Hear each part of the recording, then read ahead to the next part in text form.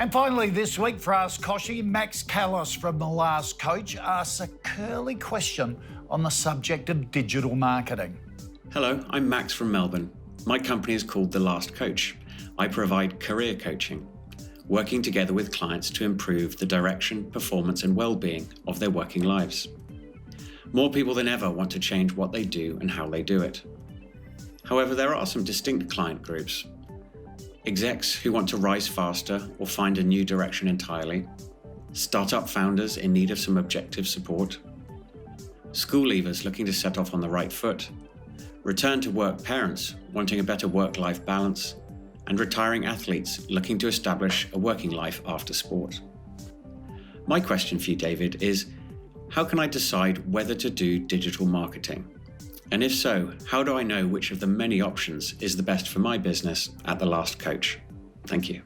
To help me answer this question, I'm joined by digital marketing guru Nick Brogden, the founder of Earned Media. Nick, digital marketing is so important for every small business these days. A lot of owners don't have much expertise in it.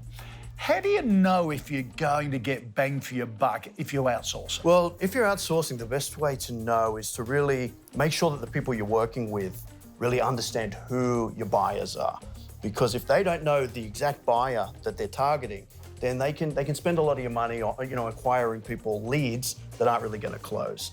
So a good idea is to initially, before you go and hire somebody, is to make sure that you've really flushed out your buyer personas so as you can let people know who specifically to target.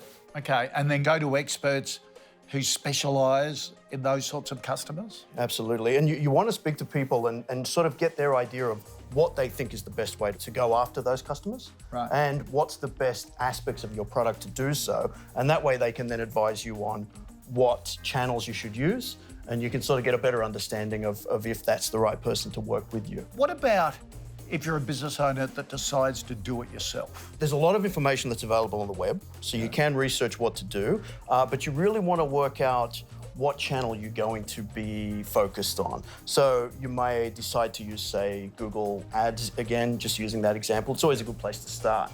You want to really understand what's your commercial keywords. So what are the terms that if someone's searching that term, they actually want to buy something? A lot of people trip up because they search for terms that are more research-based, spend all their money on research terms and not on the pointy end of the deal.